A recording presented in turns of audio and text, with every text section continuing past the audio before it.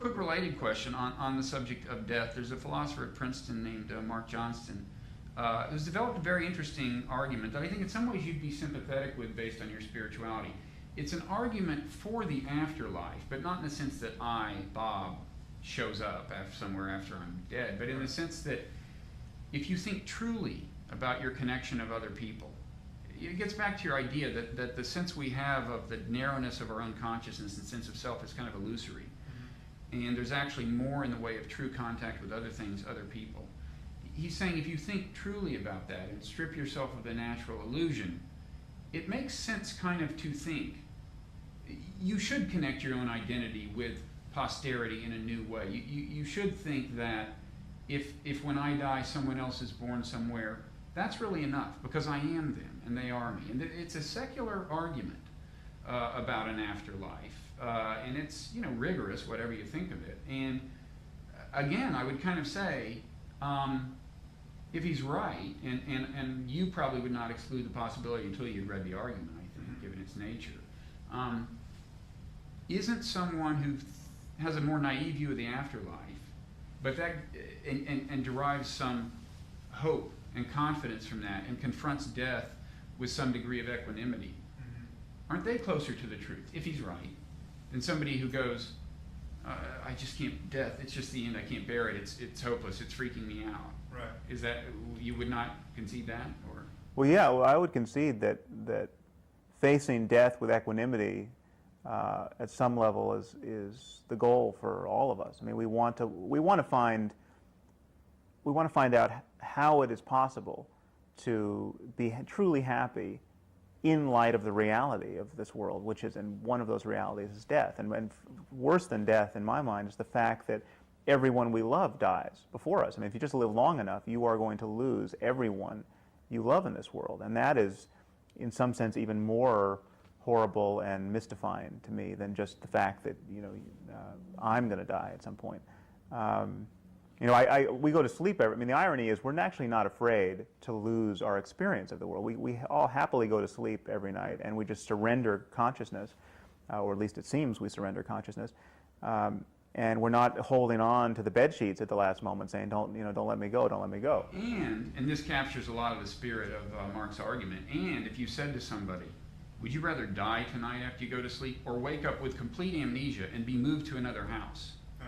They would say, I'll take the amnesia scenario. Right. And he's kind of saying, well, that is the situation, right, in some very true sense, which I think you might actually sympathize with.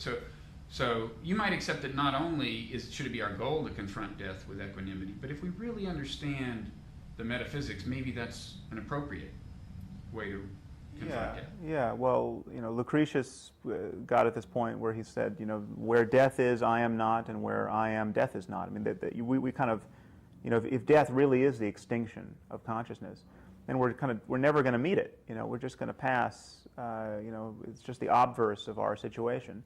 And I don't know what death is. I mean, I'm actually open to far more spookier ideas of rebirth and reincarnation. Trot some out. What's the spookiest thing you're willing to countenance? Or the weirdest thing? You know, this guy Ian Stevenson at the University of Virginia, a psychiatrist who's done. He's got this kind of lone operation studying evidence of reincarnation and rebirth and xenoglossy, you know, unlearned language, where a kid at age 2 will start speaking in a dialect of Bengali that no one for 2,000 miles has spoken. This could all be elaborate scientific fraud. I don't know. I don't know him. I don't know. I mean, I'm not close to his data. But if it's not fraud, it's very interesting and spooky stuff. And I'm just open-minded on that. I'm open-minded on psychic phenomena, I mean, to the consternation of many atheist critics of my book. You know, if telepathy is a reality, I'm interested to see the data. I mean, maybe it's bogus, but there seems to be some data there that has been sufficiently stigmatized that no one really wants to pay attention to it. So, you know, I don't know what is true of these situations. I mean, if it turned out that minds exuded some kind of new waveform we haven't detected, and some people can pick up on it and read minds or something, that actually wouldn't violate any of the basic tenets of science. I mean, at one point we didn't know about electromagnetic waves. And the truth is, science itself is implying weirder things than that. I mean, these physics, you know, these ideas of time travel, ideas where causality can work backwards as well as forward. So my mind's pretty open. I guess the last question is, in terms of confronting something like death, has atheism come at a cost for you? Were you brought up religiously? Did you used to have a more comforting idea of these things? Well, I would take issue with the idea that the common religious framework is comforting. You know, it's not comforting for me to realize that the difference between calling God by the right name or the wrong name is a difference that matters for eternity, and people will really be languishing in hell because of having made the wrong decision. It's, you know, when you look at the details of what religious people believe, there is you know, much that is comforting, perhaps. The idea that you're going to be reunited with your family and your pets in heaven is comforting to people, I'm sure. But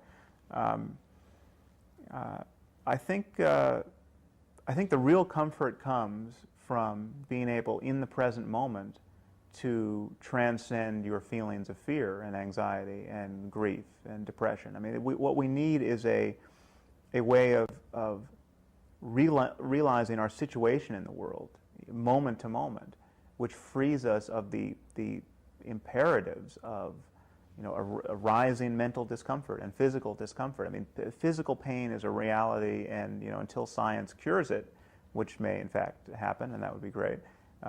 You know, we all live with the day-to-day possibility of suddenly feeling tremendous pain in the body. Now the question is it possible to be at all okay with that, you know, before the morphine hits? And you know, to my mind, meditation reveals that it actually is possible. I mean, it's actually possible to be writhing in agony, or to be, you know, incredibly nauseated, or, you know, with something really that is classically unfulfilling as an experience, and to recognize that awareness itself is kind of intrinsically at peace.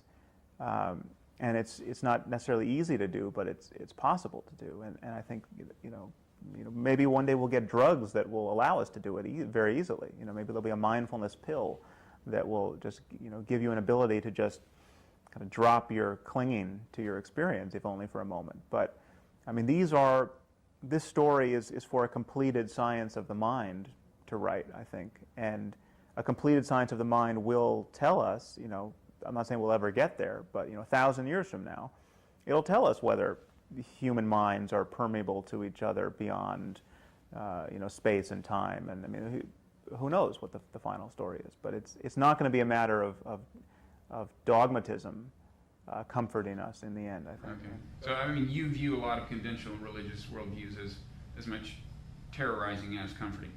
But you're not one of these atheists who escaped from such an upbringing. No, I'm not reacting to, you know, the nuns who beat me with a ruler, or, you know, there was none of that. So. And you find yourself able to confront death with, I don't know, how does it seem to you? You're too young to worry about it a whole lot, but. Well, I worry my fair share, and, you know, people close to me have died, and, you know, I know what it's like to have someone in your life just disappear, and it's mind-boggling that everyone's going to disappear. I mean, I don't know how to put a cheerful face on that. I mean, it is and the fact that it can happen suddenly and inexplicably and in ways that are in themselves horrible. I mean, it's just my real problem is the fact that it happens so much of the time unnecessarily based on religious conflict in the world, and that we have people in the world who think that death at the right moment is just the best thing, you know, it's the career opportunity to end all career opportunities, and they seek it out. I mean, this is speaking specifically of jihadists. That's what has animated me in making the noises I make. But yeah, I guess the good news is there's some hope in how many adherents of religions that subscribe to the idea of an afterlife or heaven have actually lived their lives in ways that didn't really take the idea that I mean, there's almost it seems to me good news that almost no one actually welcomes death when you come down to it, and certainly not you, apparently, or me. Well, anyway, death is always a natural note to end on. Right. So here I'll thank you for well, this. thank you. It's been a pleasure. Same here.